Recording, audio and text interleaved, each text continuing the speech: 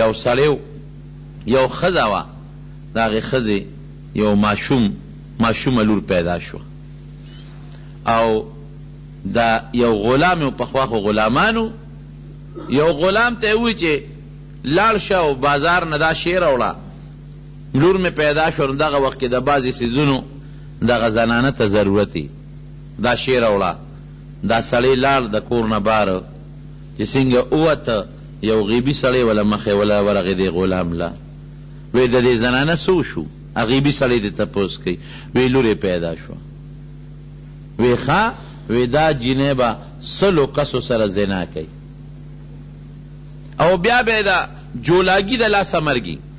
د جولاګي د لاسه به مري. دا غلام وړه کې سوچ وکړه چې دا خو ډېره پلیته جینۍ به خیږي، او دا سړی خو غیبي دی، خبره رښتیا په دې ده چې ما نه تپوس وکړه دې زنانه څه پیدا شو، دې ته څه پته وه چې دا زنانه اولاد کېږي. هغه څو غیبي سړی دی رښتیا وایي، څه پته ما خو ورته نه وي چې په خپله تپوس وکړه د هغې څه وشو، ما چې لورې وشوم، غیبي سړی و. ښه دا جینۍ به بیا لویږي نو سلو کسو سره زنا به کوي، راشه چې بېغمه یې کړم. دا ډو سوچ یې ونه کړه چې د الله فیصلې څه څوک بدلولی شي. خوړه کې یو نیک سوچ راغی چې راشه چې دا پلیته ښځه او سلو سره زنا کوي چې بس بېغمه یې کړمه، جاړو قصه خلاصه شي. ورمنډه یې کړې او په هغه کور وردننه شو، چاړې راواغېسته او په هغه جینۍ باندې په دا خېټه یو څو غزار وکړل، او دی ګمان راغی، یقین راغی چې جینۍ خو مې مړه کړه، لړ وتښتېد، غلام وتښتېد. د نیکۍ او کار مې وکړه، د زنا جرړه مې ختمه کړه، سلو زناهونو دی خو تختې دغه مور یې پریشانو چې خدای دا غلام خو زمونږ تابعداره لکو، دا څه وشو؟ زما لور یې وواله په خېټه باندې په چاړه باندې، او هغه خو یې بېغمه کړله، هلکه مو تختېده. خیر هغه زمانه کې چې کوم ډاکټر حکیم طبیب و، فوراً یې ماشوم هغې له بوتله، هغې وله هغه خېټه وګنډله، جینۍ خدای جوړه کړه. دا سړی لاړو تختېد، اوس خو په دې کلي کې هم نشي پاتې کېدی، ځکه دی یو ډېر لوی مالدار سړي، د مالدارې ښځې لورې په چاړو والا، د خپل مالک که ګیر شو، خو دا سخت مجرم دی، لړو تختېد، بلې علاقې ته لاړ، تخته وتښتېد. چې لاړ بلې علاقې ته، هلته ځان له خواري مزدوري جوړه کړه، او بس خو آزاد هم شو، ځان یې پټ کړ، غلامۍ جون نه مو وته، خواري مزدوري وکړه، لږې پیسې ټکې یې پیدا کړې، تجارت یې شروع کړ، لوی تاجر ته جوړ شو، د بله او مال دولت خاوند شو. دقه غلام ډېره پیسې یې وګټله، او ډېرې ځمکې یې واخېستې، او ډېر جایدادونه، او ډېر اوښان، او هغه زمانه کې چې کوم مال دولت و هغه یې پیدا کړ، ښه کافي مالدار شو. چې کله دی مالدار شو، غلامان هم دي، وینځ دي، نو سوچ کوي چې ځان له چېته یو جینۍ په نکاح والم.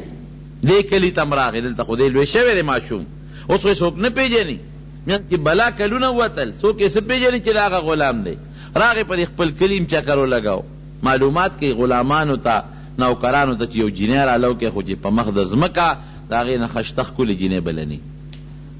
زه ورسره هغې سره واده کوم، ډېره ښه یو جینۍ وله په نکاح واغېسته، جینۍ په نکاح واغېسته، او چې جینۍ څنګه په نکاح واغېسته، نو د جینۍ خوښه شوه، د جینۍ خو دی خوښ شو، یو اعلی بنګله وله جوړه کړه. یو ځل یې د هغه جینۍ نه تپوس وکړ،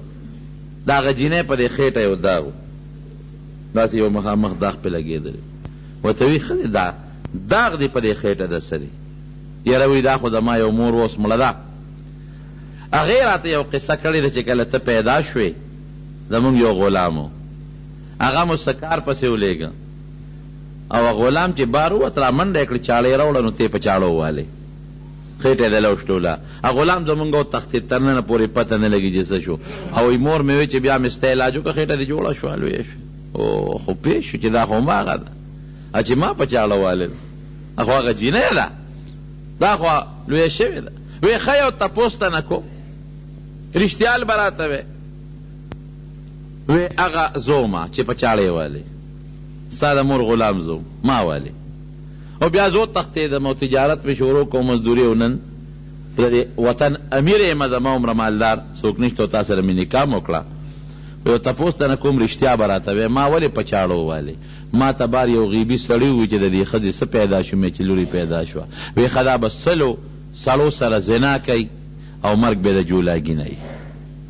رښتیا راته ووایه چې تا واقعي سلو سړو سره بدعملي کړې ده او که نه یاره وي سړیه دا خبرې مه کوه خو بس درې ښځې مو ته مې خاوند دی نه نه ما ته به رښتیا وی بس اوس خو مې ښه دی هر څه چې دې کړي زما ښه دی وی ښه نو چې غیبي سړي درته څه ویلي ټکې درته ویلي دي سلو سړو سره ما بدکاري کړې ده او یو ولسم مې ته د نکاح خاوند دی خبره دوسته ده ښه وی بل وی بس اوس هر څه چې شوي دي ښځه مې خو ما ته خو هغه دا ویلو چې ستا به د جولاګي د لاسه مرګي په دې جولاګانو کې دوه قسمې کې تاسو ورته کتلي یو خدای چې دا تارونه مارونه پکې ګیی او ځان له کور جوړي په دې غاړو کې یو دې کې یو او د شاته یو غوټه غوندې و پورې نښتي داسې غوټه غوندې وي جولاګي وي غوټه غوندې وي ویښ کې هغه زهریله جولاګي دی د دغې جولاګي نه به ستا مرګي غونډل ورته غالبا وایي د هغه د لاسه به دې مرګي داسې کار د ښځې یو محل دله جوړوم داسې محل جوړوم چې د جولاګي پلار به هم پکې نه راځي یو ناشنا بلډنګ یې محل یې وله جوړ کړ سوچته محل یې وله جوړ کړ او هغې له داسې دروازې جوړې کړې چې په هغې کې میږې هم نشي ورتلی چې بلکل بند دي جولاګي پلار به را نشي او هغې له نوکران ونیول صرف دې دپاره چې تاسو د دې جالې صفایي کوئ چې دې کې جولاګي را نشي ولې غیبي سړي خبره کړې ده د هغه خبره رښتیا شوې ده هسې نه جولاګي ټک ور نه کړي او دا ښځه مړه نه شي وی چې کور جوړ شو محل جوړ شو نوکران یې په دې مقرر کړل چې تاسو به صفایي کوئ او د دې غاړو مرګو چې دې کې جولاګي را نه شي یو ځل وی دا ښځه خاوند دواړه په هغه خپل کټ کې ناست وو او وی دقسې یو جولاګي په یو غاړه راښکاره شو دا ښځه دې خاوند ته وی سړیه تا ته هغه غیبي سړی دا شی یاد کړی چې زما مرګ به د ده لاسه وی بلکل دی راته یاد کړی ده ته ګوره مرګ ته ګوره ورپاسېده او ټس یې ورکړه جولاګي له هغه په ځمکه را پرېوت او چې را پرېوته نو کیړی په خپو وه چپړه هغې پې د پاسه راښکه چې ودرېږه زور ورکم چې ریچې کمه چې دا به ما څنګه وجنې چې په خپه یې ریچې کړه د دې ښځې نوک خوږو نوک دې نوک چې د بعضې وخت کې سړی روان والي معمولي غوندې خوږ شي نوک یې خوږو هغه زهر رالل په هغه نوک کې ورننوتل هغې نه کینسر بیماري جوړه شو هغه ښځه دې مړه شو مفتی شفیع صاحب لیکي اینما تکونو یدرککم الموت هر ځای کې چې یې مرګ به مو رالاندې کوي ولو کنتم فی بروج مشیده اگر که په غټو غټو بلډنګانو کې او په مضبوطو محلاتو کې ولې نه یې داسې ده که نه ده محل څوک د مرګه بچ کولی شي غټ محل یې وله جوړ کړو خو چې څه فیصله ده الله وه چې د دې مرګ به د جولاګي د لاسه وي همغه مرګ یې د جولاګي د لاسه شو مرګ دا خطرناک شی دی مرګ چې راغی خلاصېدی ته نه شي رسول الله صلی الله علیه وسلم فرمایي وی دوه څیزونه دي چې خلک د هغې نه یریږي یو مرګ دی وی واقعي یریږي خلک که نه څوک یې نه غواړي یو مرګ دی څوک یې نه غواړي خلق ته ځان خلاصوي نه غواړي څوک یې نه خوښوي خو نبي علیه السلام فرمایي چې د فتنې د ژوند نه مرګ غوره دی دویم لږ مال غریبي دا د چا نه ده خوښه هر سړی غریبي نه غواړي مالداري غواړي رسول الله مبارک فرمایي چې د ډېر حرام مال نه چې آخرت کې حساب کتاب ګراني غریبي ښه ده د آخرت حساب کتاب خو اسانه کوي زمارونو مرګ نه خلاصې قطعا نه کیږي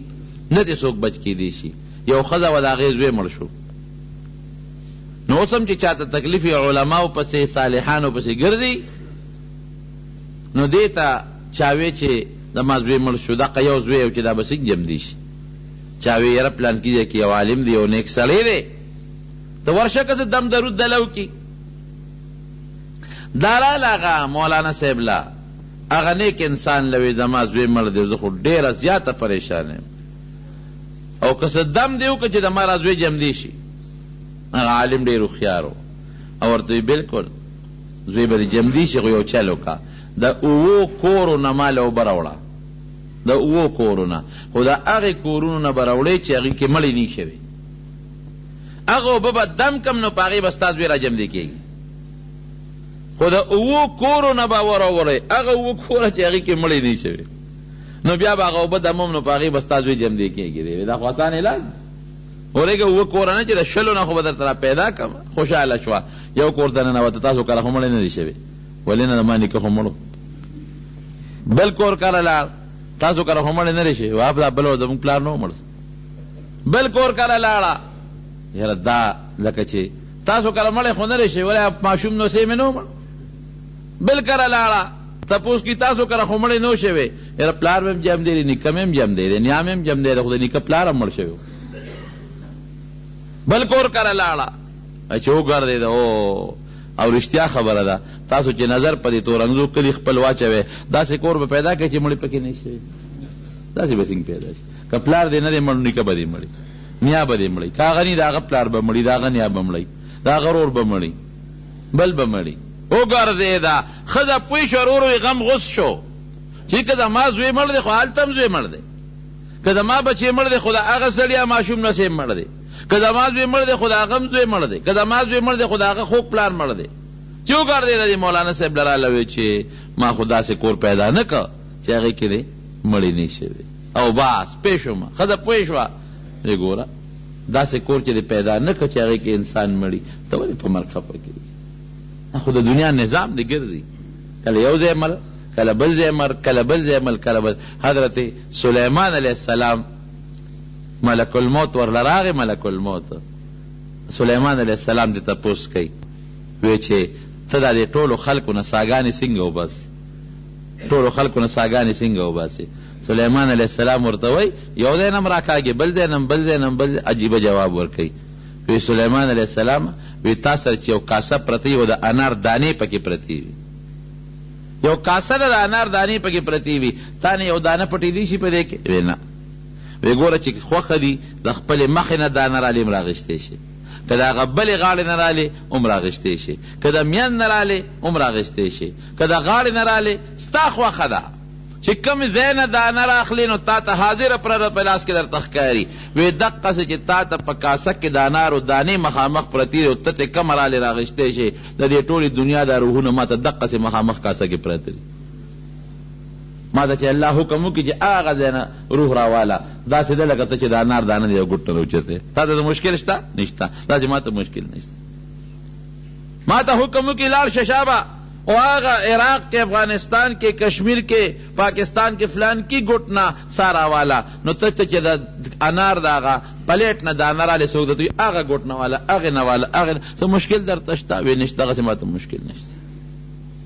او رسول الله صلی الله علیه وسلم د ملک الموت نه تپوس وکړو. اتم تپوس کوي، وی ته چې دا د ګڼو خلکو نه ساګانې وباسې څنګه وباسې؟ بعض انسان یې د ګڼو نه ساګانې وباسي، په یو وخت کې وباسي. اکسیډنټ وشي 100 کسه پکې مړه شي، بم دماکه وشي 50 کسه پکې مړه شي، جاز غرق شي پکې 300 مړه شي. دې سره څه چل کوي؟ وی ما سره بلا فرشتې دي، په لکونو فرشتې دي، زه په خپله ساګانې نه وباسم، چا نه په خپله وباسم، چا پسې یوه فرشته لیږم، چا پسې بله لیږم، چا پسې بله لیږم، چا پسې بله لیږم. دا خو یو نظام دی زما، لیکن الله مال خپله دومره طاقت را کړی دی که زه په اووم اسمان کې کینم او د خپلې 2 ګوتې د دې ټول ځمکې اسمانونو ځمکې لاندې پورته چې جاندار مخلوق دی سا والا، دا 2 ګوتې ورته مخامخ کم، د دې ټول نه په 1 سیکنډ کې په دې 2 ګوتو سره راښکې شم. نو طاقت الله را کړی دی. فرشته هم هغه فرشته مقرر کړې ده، اخلاصي ته نشته. رسول الله صلی الله علیه وسلم فرمایي کم انسان نه چې سوځي دی په دا کټ کې پروت دي، 2 قسمه انسانان دي، یو نیک عمل دی، یو بد عمل دی. او تیره جمعه مې درته نیک عمل او د بد عمل معنا کړی و چې نیک څه ته وي او بد څه ته وي. دې ته شکلونه ښکاره شي، وایي دا خو څوک مخلوق دی، نیغ په نیغه نه راځي او به یېرېږي. نو چې کله را ډېر را نږدې شي نو دته شکلونه نور هم غټ شي، خواله وله راشي په خشته شکل کې. چې کم ملک الموت د مرګ فرشته اتې مخکې نورې ورپسې وي. نبی علیہ السلام فرمایي دغه وخت کې د هر انسان دپاره خدای پاک په جنت کې او په دوزخ کې ځای مقرر کړی دی. مونږ له هم شته او کافرو له هم شته، زمونږ هم په دوزخ کې هم ځای شته او په جنت کې هم شته، او د دې کافرو هم په دوزخ کې هم شته او په جنت کې هم شته. نو چې کم سړی مسلمان یو جنت ته لاړ شي د هغه د دوزخ ځای الله بل کافر له ورکي، او چې کم سړی کافر شي دوزخ ته لاړ شي د هغه د جنت چې کم ځای دی چې جنت کې الله مقرر کړی هغه ولا الله بل مسلمان له ورکي دی ته محرومه کړي. نو چې ځان کدن دی د نیک سړي نو دته الله دوزخ وښیي، په دا ځان کدن کې ورته وښیي. فرشتې ورته مه یېرېږه، دقه دوزخو دا ستاره دوزخ ځای و، خو تا نیک عمل وکړو نو دا ځای په تا الله حرام کړ، دې له به نه ځې. نو بیا ورته له جنت هغه ځای وښیي، وایي دقې له ور روانې دې په دا ځنکدن کې د جنت محلات او د جنت خوشحالۍ او د جنت حورې دا وویني. نو چې سړی دا په ځنکدن کې وویني چې د دوزخ ته دغه غم خلاص شومه، دغه اور نه په سترګو وویني او د جنت دغه محل له ور روان یم، څه مو خیال دی؟ دی به په تلوارۍ کې به نه، دی به په دنیا څه کوي؟ لا خوف علیهم ولا هم یحزنون. قرآن شریف کې الله فرمایي د نیکانو په حق کې چې دی باندې یره بني، ولې جنت یې ولیده، دوزخ یې ولید چې دا استانه ختم، دغه جنت له به ځې. ولا هم یحزنون، هلکه زما بچي دي دې پسې خلک خپوي، زما مال دی جیداد دی دکان دی پیسره دولت دی دې پسې خلک خپوي. لا هم یحزنون، دی به په دنیا کې چې کوم خواږه څیزونه پاتې شو هغې پسې غمجن به نه شي. نو چې دا جنت او دوزخ دواړه وویني ورته ووایي چې دغه دوزخ در باندې حرام او دغه جنت له به ځې، دی خوشحالي چې خدای را ساره نظر وباسه. یا ایتها النفس المطمئنه ارجعی الى ربک راضیة مرضیة فادخلی فی عبادی وادخلی جنتی. اے نفسا ته به د الله نه خوشحاله، الله وستا نه خوشحاله، خوش مطمئن به، اطمینان کې به راځه کنه الله له دې بوځم. ارجعی الی ربک، چې یو نفس ته دا وایي چې خپل خدای ته را روان شه، رب ته را روان شه، دې به خوشحاله کې به نه خوشحاله. راضیة مرضیة، ته به هم خوشحاله، الله به هم درنه خوشحاله. او دا هغه نیکان بندگان دي جنت هغې کې دننه شه او جنت ته داخل شه، دی به دومره خوشحالی پرواز به کوي چې زو څنګه دی جنت ته ور داخل شم اله زر سو باسه. حضور پاک مبارک فرمایي داسې به ته سو باسی لکه یو مشک چې د اوبو ډکې او د هغې نه یو ساعت کې وځي نو دا مشک خو پې نه دردېږي او نه پې خوږېږي، دقه بسې د اعصاب به تې وځي، هېڅ تکلیف په ورته دی. او چې دا ساعت یې څنګه وباسي نو نورو فرشتو له به یې ورکي، د ملک الموت ډیوټي ختم، نورو فرشتو د جنت نه کفن راوړي، ته خو دې وجود له دلته کفن ورکې، او نورو فرشتو د جنت نه کفن راوړی دی، اعلی خوشبویه د جنت خوشبویي ده په هغه کفن، دا روح راوالی د هغه جنت په کفن کې ونغاړي، بدن ولا مونږ په بل کې نغاړو، بدن هم خوشحاله روح هم خوشحاله، دواړه هغه ونغاړي، فرشتو له یې ورکي، هغې یې بر اسمان ته روان کي. وی په دې فضا کې چې څومره فرشتي دي دی په ځای خوري دي دا ټول دعاګانې کوي، یا الله دا روح خو په ما مونږ راولې، نورو یا الله دا روح په دې لار راولې، دا خو ډېره خشته خوشبویي کوي چې په مونږ دا خوشبویي ولګي، نور فرشتې وی یا الله د دې فلانکي دا روح خو په مونږ راولې، او د ده چې په دنیا کې کوم ښکلي نوم په هغې یادېږي، یو بل ته فرشتې وی لکه د هغه فلانکي د فلانکي زوی حضرت فلان کې خل نوم اخلی هغه وفات شوی، دا خوشبویي خو د هغه ده، او دعاګانې ورته کوي. او چې کومه هغه بیا ورسوي علیین ته یا جنت ته ورسوي، د شهدا و هغه جنت الفردوس ته ځي، د عامو مسلمانانو هغه علیین ته ځي. او چې کوم وخت کې د بدعمله انسان نه سو باسي دا فرشتې راشي مخامخ ورته کښېني، دا سات راکاږي او څنګه ته راکاږي. حضرت عمر فاروق رضی الله عنه د کعب احبار نه تپوس وکړه، یو ډېر لوی عالم وی کعب وی د کافر نه او د فاسق نه چې سو باسي دا څنګه وباسي؟ وی داسې مثال دی لکه د ازغو ډکه اونه چې د انسان په وجود کې ګیری، او د دغې د ازغي او غنې د انسان په دې رګونو کې خوري وي او دا اونه ترې راکاږي، د دې رګونو نه د روح سره قطرې روځي، قطرې دا سا چې راوباسي د سا سره د رګونو د غوښې او د وینې او قطرې روځي، او بل مثال داسې ورکوي وی لکه سسپار چې په اور کې سور شي او په لمدو مالوچو کې کیدې او راکاږي مالوچ به لامدي نو سودي لمبه به نه کوي او لوخړې وباسي دقه رنګې دا سا په دې وجود کې راخکي چې دا وجود یې لوخړې کوي الله دې مو ساتي یا الله ته مونږ وساتي خدای د دې جمعې د مانځه د برکت نه او د دې مسلمانۍ د برکت نه د دغې عذاب نه خدای وساتي خطرناکه خبره او دتم دواړه ځایونه وښیي وایي هغه جنت وستا خو تا به د ملي وکړه سپېره الله دې خفه کړو هغه دوزخ ته به وځې دواړه ورته وښیي چغې وباسي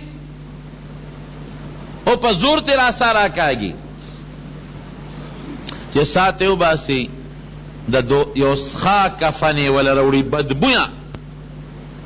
هغه کفن کې فرشتې بندې کړي چې کفن کې بند کی بدبوئی تیزی نو پا دے فضا کے دا فرشتے یاری دا سوک مرد سخابین تیزی وی دا غفلان کے دا فلان کی دوی چی پا دنیا کے ردکم سخانو مو پاگے یادائی خیرے و تا کئی خدایت تے تباہ کے خدای غرق کا خیرے و تا فرشتے کئی خوارش کتابہ دا ملی نو کڑے نو نن با منگستا دا برکتنا دا سخابین نراتا بر اسمان تا روان کی روان کی روان کی دا اسمان دروازے تے ورسی قرآن شریف کے اللہ فرمائی لا تفتح لهم ان الذين كفروا سنگرے لا تفتح لهم ابواب السماء ولا يدخلون الجنة حتى يلج الجمل في سم الخياط اسمان دروازه بو تکولو نشي دا غدن رو غردی لاندې سجین لغه ته ورسیږي یو ظالم بادشاہ دا غنه سا ملک الموت ولا راغی او دا په بنی اسرائیلو کې تیر شوی دی او دومره ظالم بادشاہ چې ډېر ظلمونه به کول ملک الموت راغی او نیغې د کټ خوا کې ودرېده دی ورته غوسه شو ته څنګه راغلې بې اجازه ته څنګه راغلې او زما دومره نوکرانو نه څنګه دلته راغلې ملک الموت ورته وایي وایي زه د کور د مالک په اجازت راغلی یم د دې کور خو د انسان په شکل زه خو نه پېژنم زه وایي ګنې غل دی زه د کور د مالک په اجازت راغلی یم ښه کاکا دا ستا نه دی دا کور او زه هغه ته یې څوک وایي زه هغه کس یم چې نه مې ته منې کولی شي او نه مې ستا څوکیداران منې کولی شي او زه هغه کس یم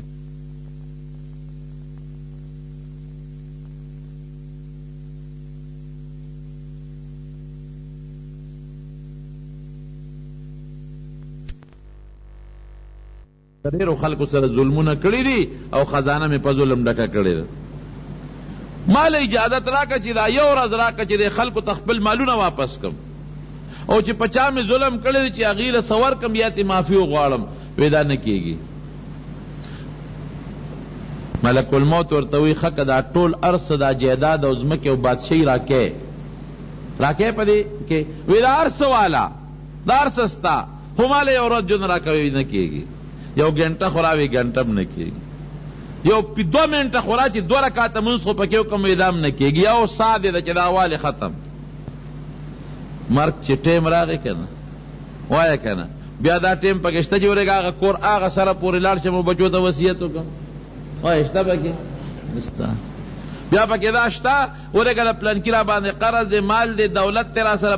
پردی حق نه والی دی چې دا واپس کم نه یې سب نشته خیر و خلاص حضرت ابراہیم علیہ السلام اللہ نے یو سوال کړو وی پروردگارا د مرګ د اختیار مال راک چې زه کله غواړم چې ساره نه وځي او چې ونه غواړم چې ساره نه ونه ځي وی خدر مې کزه مطلب دا و چې یاره زما خو مرګ نه دی خو نو بس ډېر ټول عمر به جان دی 200 کالو ته چې عمر ورسېد 200 کالو ته یو سړی راغی میلمه شو ابراہیم علیہ السلام ډیر مہمان نواز چې مہمان نواز دی او دی میلمه شد واحد پیغمبران ټول سخیان دي په ابراہیم علیہ السلام هغه پیغمبر و چې بغیر د میلمه نه ډوډۍ نه ده خوړلې لازما به د میلمه سره ډوډۍ خوړه یو ځل هېڅوک پیدا نه کړل غلام ته وایي څه ملګري ته ورشه څوک پیدا کړه چې ډوډۍ وخورم لوږې دې مړ کړمه وی سیب څوک په دې لارم نه ښکاري وی لاړ شه بلې لارې ته لاړ شه یو کس راوله چې ډوډۍ ورسره وخورم زه خو بغیر میلمه نه خورم ډوډۍ یو بوډا غوندې کافرې ولا پیدا کا وی صاحب یو سړی خو په دې لاره روان دی او کافر دی وی دی راوله خو چې د ډوډۍ ورسره وخورم نن سبا خو مونږه چې میلمه ووینو نو غټ څادر په سر لږ خور کو تاسې ده که نه څادر پټ کو سر پکې پټ کو چې نه په دا میلمه ځان ناغرضه کو چې دا بس د میلمه به دا خیال چې دې ونه لیدم نن سبا خو زمونږ دا سوچ دی دا هم سوچ نشته چې دا ډوډۍ مال او د میلمه له څوک راکوي الله راکوي نو بوډۍ راوسته چې ډوډۍ کېښوده نو ابراهیم علیه السلام هغه بوډا ته وایي لاسونه یې رپي اوس بوډا دی ورته وایي د خدای په نوم شروع کوه د خدای په نوم شروع کا بوډا ورته وایي د چا په نوم وایي د خدای وایي خدای څوک دی نو خدای نه پېژنم نو ما په کور کې ما ځان یو خدای جوړ کړی دی یو بوته د هغه په نوم به شروع کوم ابراهیم علیه السلام ورته غصه شوې ښه زما د رب په نوم ته ډوډۍ نه خورې زما خدای نه مني چې چاته پیدا کړي پاسه خبیث بچی ګنې اوس یو څو دی وامه وځه خوار شي تا به زه ډوډۍ خورم ته زما خدای نه مني زما رب نه مني په سړی بوډۍ په مخه کړه رب العالمین ورته وحی وکړه ای ابراهیم دا دې څه وکړه وی خدایا ما ورته وی چې ستا د خدای نوم واله هغه ستا نوم نه اخېست د بت نوم یې اخېسته ما له پې غصه راله وی ګوره ما سره شرک کوي شرک ما نه مني او ما سره شریک مني او دا بوډا د سلو نه اړېدلی دی او ما پې ډوډۍ بنده نه کړه زه ورکوم زما دشمن دی ما ته کنځل کوي چې خدای له شریک ګڼي دا خدای سره کنځل دی او مال یې نه غواړي زما مال د دغه بوت نه غواړي او ما ټول عمر ډوډۍ ورکړه نن ستا میلمه شو یو نوړی ډوډۍ نو هغه دې پې بنده کړه هله وایي شابه هغه نوکر ته وي دا بوډار دی چې را پیدا کا بوډۍ راوس ډوډۍ ته کېنه وایي تا خو وختي دو شړلم وایي ما ته خپل رب ملامته کړم خپل پروردګار د چا د نوم د وجې نه چې ته ما وشړلې هغه ذات تا چې کوم ذات سره شرک کې هغه ذات ملامته کړم چې بد دې وکړل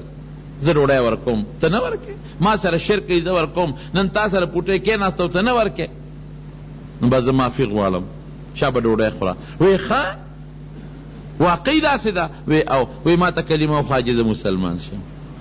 بوډا خدای مسلمان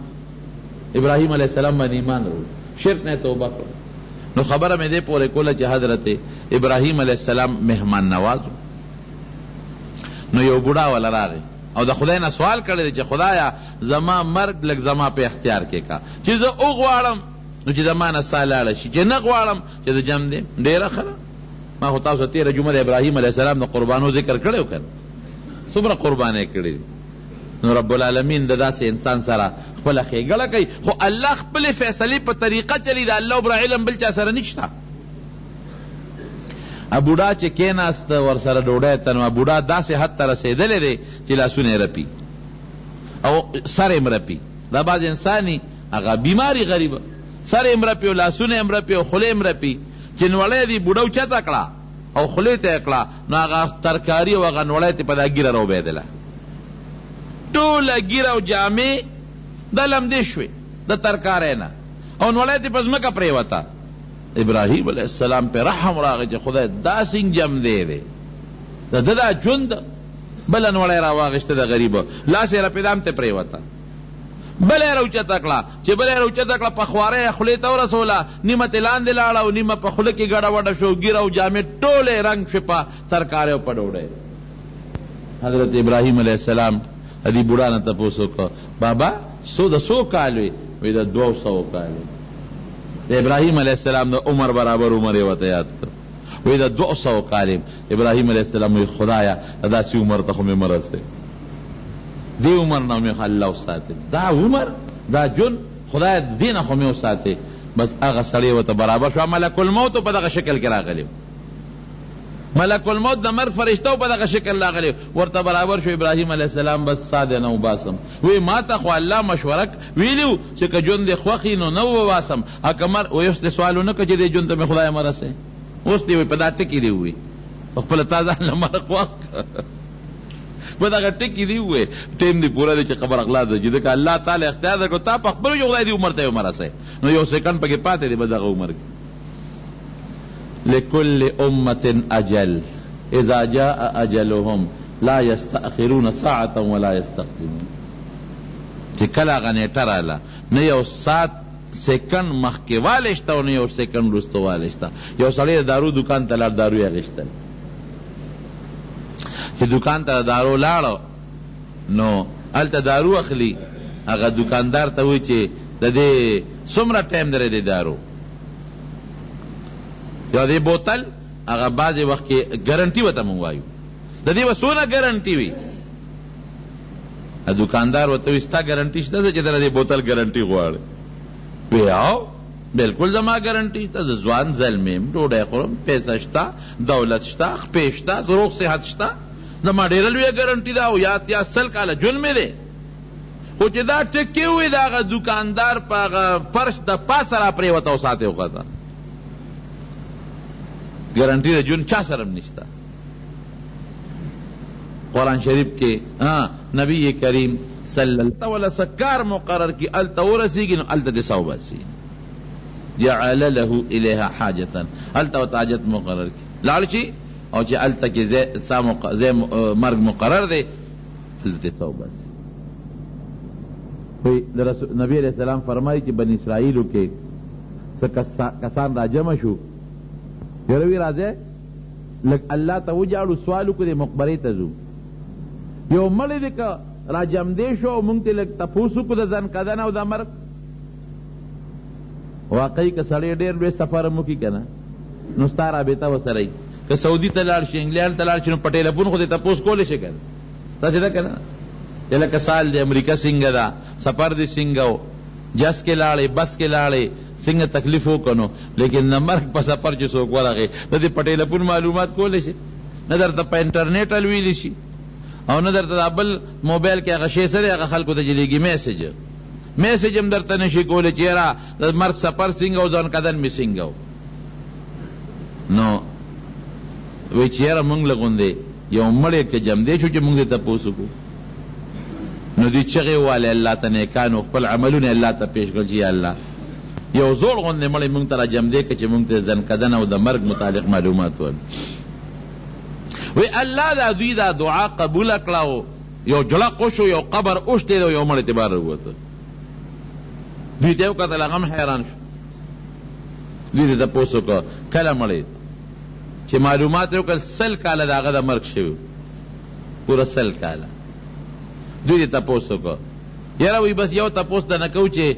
تسنگ سڑے زخوی خیمه الحمدللہ نیک سڑے ما. وی دا تا پوس دا نکو چه مرگ سنگاو دا دے مرگ ال راتا وایا. وی 100 کالا مخ کے رانا سوتے دا 100 کالا مخ کے او اوسا پوری 100 کالو چو چه دا ما پخلکی دا زن کدن غطری خوالے پروت تے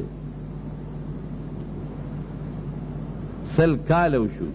چه دا ما پخلکی زن کدن تری خوالے پروت تے. وی دام را سر رسول ظلمو کو چه تساسو پا دوارا جم دیکھ لما اوز با بیا زن کدن نابانی تیری گی. اس خدعتو گو رے ستاسو دعا قبلیگی نو مال دا اللہ نا سوالو کہ چی مانا 10 سال لو بازی چی زن قدم نا باندے را نشی. مرگ چی نبی علیہ السلام فرمائی دا حضور پاک مبارک حدیث تے چی پہ انسان مرگ راضی کنا مرگ تے سویری دی حازم اللذات اکثرو ذکر حازم اللذات الموت. نبی علیہ السلام فرمائی دا مرگ ذکر دیر زیادو کے بار بار دا مرگ ذکرو کے. مرگ سشے دے حازم اللذات دا انسان دا دنیا دا خون دا لذتون ختم کی دڑے وڑی کی. پا مالدار چراغی دا مالدارے لذتون خوندونے والا دڑے وڑی کلد. پا غریب چراغی پا ارچا چراغی دا دنیا خون ختم لذت ختم. دا وجود دے تاقا چکم دا مرگ خلق وی لکا جنازے ٹیمو لکے دا سو کوئی سباب خلقونا وجود خرابی گی پیسا تلی سو اغا عزت من پلار بیا سو پخپل کور کے نشی ساتلی خوان ختم شو کنش اغا مال لار پاتے شو اغا بچی پاتے شو اغا کارخانہ پاتے شو اغا فیکٹری پاتے شو ازمکا جیداد نوکران اجرا ارس پاتے شو. نو مرگ خامخا یو حقیقت تے انکار تے نشے کوئی. حضرت ابو ہریرہ رضی اللہ عنہ د نبی علیہ السلام څومره نږدې صحابي دی، څونه خدمت یې کړی دی، کور او بارې خدمت کړی دی نبی علیہ السلام، په وطن کې او په سفر کې، او په لوږه او په نار او په تنده نه دی د نبی علیہ السلام مبارک خدمت یې کړی دی. دا نه چې ګنې ډوډۍ به وي نه خدمت به کوم او جنې نه به کوم. او د حضور پاک د احادیثو دونه خدمت کړی دی، 15,000 او 340 احادیث ته دنه د پیغمبر علیہ السلام نقل دی، شیخ الحدیثو، او د حضور پاک نزدې ملګری دی. چې کوم وخت کې مري نو دا صحابو ته ګیر چاپېره ناست دي نو دی جاړي. او صحابو کې وجیب عادت و چې کوم صحابي به وفات کېده نه دی به ورته وی چې زمونږ به په پیغمبر علیہ السلام ګورې سلام وی، یو ورته وی زما په نبی علیہ السلام سلام وی، بلم ورته وی زما په نبی علیہ السلام سلام وی، دی جاړي. چا ورته ابو هريره ولې جاړي؟ تا خو د پیغمبر علیہ السلام خدمت کړی، د هغه نوکري غلامي دی کړې ده، او نیک اعمال دی کړی دي، دومره نیکو چې د یو دیو یوې ښځه و یوې غلامو. نو شپې 3 ځایه کړې وه، یو شپه به زه عبادت کوم 3 میسه مې دا ښځه کوي، 3 میسه مې دا غلام کوي. مطلب دا چې زمونږ په کور کې په شپه کې داسې ټیم را نشي چې په هغې کې زمونږ په کور کې د الله عبادت ونشي، هر سیکنډ کې چې زما په کور کې د الله عبادت کېږي. وی ولې جاړی؟ وی ته خو به اوس د نبی کریم صلی الله علیه وسلم سره د دوست سره ملاویږي، او ورته څه وایي؟ وی د مرګ دا سفر ډېر اوږد دی.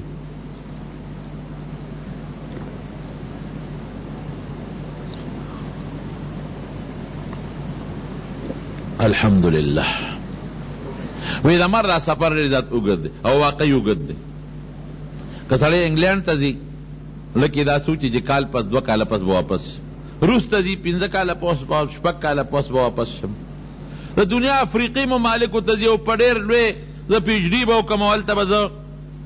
ام فیل وکړم، او دا به وکړم او دا به وکړم. 15 کاله مې یو کورس شو، 15 کاله بل شو، 10 کاله، خو بیا خو به راځي که نه. لیکن د مرګ په سفر چې څوک ورغې واپس راتلل شته نشته. وایي د مرګ دا سفر ډېر زیات لرې دی، او سامان کم دی ځکه جاړم. نو حضرت ابو هریره رضی اللہ عنہ چې خپل سامان ته کم وي، مونږ به څه کوو؟ د مارونو مرګ نه خلاصې نشته، تر دې حده پورې چې دا مرګ ته خپل هم نه خلاصېږي. مرګ نه دی، نه مرګ نه خلاصېږي. نبی کریم صلی الله علیه وسلم فرمایي چې دا جنتیان الله جنت ته داخل کی، او دوزخیان دوزخ ته داخل شي. نو دا مرګ به الله د یو ګټ په شکل کې راولي، او د جنت او د دوزخ په منځ کې یو ځای دی، په هغې کې به دا مرګ راولي د ګټ په شکل. جنتیانو ته به آواز وکړي ای جنتیانو راشئ دې خوا وګورئ، نو دوی به ورته دغه ځای نه وګوري، دوی به وپېژني چې دا مرګ دی، په نښه به وپېژني. جهنمیانو ته به دې ته وګورئ، هغې نه ورته تپوس کړي څه شی دی؟ دا مرګ دی. نو حضرت یحیی علیہ السلام له به الله چاړه په لاس کې ورکړي، نه به حلال کړي. ګوره مرګ هم ختم شو، حلال به شي. نو چې حلالي کړي نو جنت خلود لا موت. ای جنتیانو بس اوس همیشه ژوند مرګ نشته. جهنمیانو ته وی ای جهنمیانو همیشه ژوند په جهنم کې مرګ نشته. نبی علیہ السلام مبارک فرمایي وی که د خوشحالۍ نه څوک مړه کېدی، بعضې وخت خوشحالۍ نه دا زړه روچت شي، اټیک راشي. که د خوشحالۍ نه یو سړی مړه کېدی نو جنتیان به د خوشحالۍ نه مړه شوي، او که د غم د لاسه څوک مړه کېدلی نو جهنمیان به د غم د لاسه مړه شي.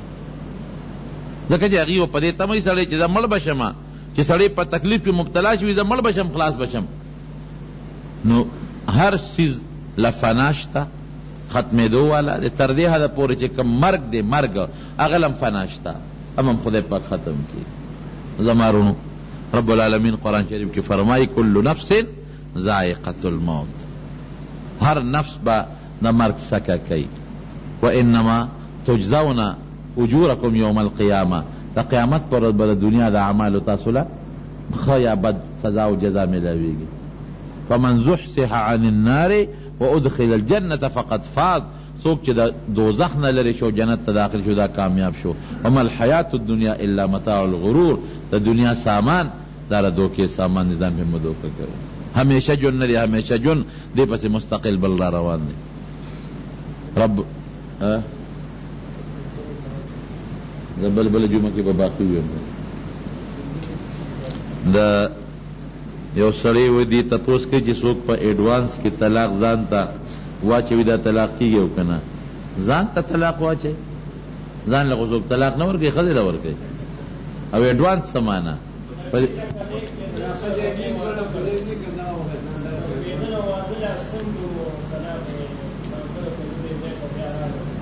نو ګوره ایڈوانس کې طلاق دا معنا که داسې ویلي که زه دې ځای ته رالم نو زه به طلاقیمه نو چونکہ خدای نشتا وعدے نہ دے کڑے کویدنے نہ دے کڑے نکاح نہ دے کڑے اسم نہ کیگی اسم نہ کیگی او کہ یو سړی داسې وای چې کما خزا اوکړه په نکاح میں واغشته په ما دې طلاق ای نو که بیا خزا په نکاح والی بیا طلاق ای دا یو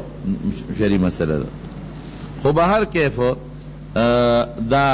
د طلاق و الفاظ و نظر ساتل خدي دا خطرناک لفظ دی نبی علیہ السلام فرمائی کہ پا بعض موقعوں کے طلاق انسان لمباح شی خو بیا مرتا علماء ابغض المباحات وی اذا اغا شیر چی دا اللہ دیر بدی شی طلاق خشی ندے بعض وقت انسان غصہ شی انسان فطرتی تا ور جذباتی جذبات اوبرو شی دے طلاق ور کی بیا رستو خپی دیر کارونه چی دا انسان نوشی بیا رستو خپی کنا دا غرنگی دیر مسائل مونگ لرازی سڑی طلاق ور کڑی خزیلا او بیا مونگ لراشی بیا مونگ نتپوس کئی یا رجی ما خو بیا بانی لی جوڑی سو کوئی دا غصاو ما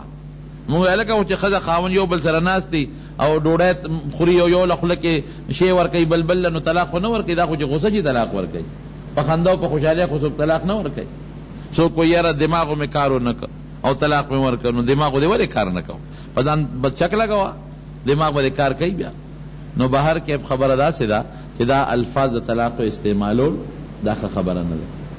دین ځان ساتل پکار دعا کے رب العالمین زمونگا بہتر مرگ نصیب کی خدای دا مرگ دا سختونا مساتے دا زنکدن دا تکلیفاتونا رب العالمین پا حفاظت کی وساتے خدای تا پا مونگ رحمو کے خدای مونگ گناہگاریو تا پا مونگ رحمو کے دا فتنو دا مرگونونا او دا فتنو دا جنم اللہ پا حفاظت او پا امان کے وساتے دو کہ جسوک مریضان دے اللہ تعالی شفا ورکے کسو قرضدارانی قرضون اخلاص کے دا مونگ دا حلال رزق نصیب کے دا حیاو دا عزت جنتم نصیب کے دا رسوایو دا بیزتی جنم پا امن و امان کے وساتے زمونگا خبر میں رو دا پراتلون کے اتوار پر زمونگ دستار بندی دا پراتلون کے اتوار پر باندے سبا نبل سبا عیدگاہ کے زمونگا دستار بندی دا بخاری شریف ختم دے آگے کہ انشاءاللہ تاسو ٹولو مرگرو دعوت تے کہ تاسو اغیلا 9 بجے تقریباً 8 بجے یا 9 بجے بمون شروع کو او تاسو ټولو ته دعوت ته چغې کې بخاری شریف ختم کې دعا کې شرکت وکړي او دعا مو کې چې خدای پاک دغه پروګرام په خیر سره تو رسول کی او زمونږ دغه طالبانو الله تعالی کامل علم نافع علم نصیب کی او کوم خلکو چې د طالبانو سره په جماعتونو کې خدمت کړي ډوړی ورکړي دا الله غیله مجرونه ورکي د حضور پاک د حدیث مبارک دغه خدمت خدای زموږ ردی کلی نصیب کی اللہ دا مونگ آخر وقت پخلی دا کلمہ نصیب کی لا الہ الا اللہ محمد الرسول گران محترم اوریدن کو دا شیخ الحدیث مولانا محمد ادریس سے پدے 400 نمبر کیسٹ کے تاسو دا مرگ پا حقیقت بانے بیان وورد دا بتاسو تا پی خور خار کے بیرون کچرے گیٹ اشرف روڈ سے فقیر خان ناصر خان کیسٹ ہاؤس کے دا ناصر خان او حیدر خان سر ملاوی گی دا دین علاوہ دا شیخ الحدیث مولانا محمد ادریس سے دہر جمعے تقریبا ہم تاسو دی دکان نہ ترلا سکی دیشی ٹیلیفون نمبر دے 255 29 12 دنیا باندې چې څوک راغلی دی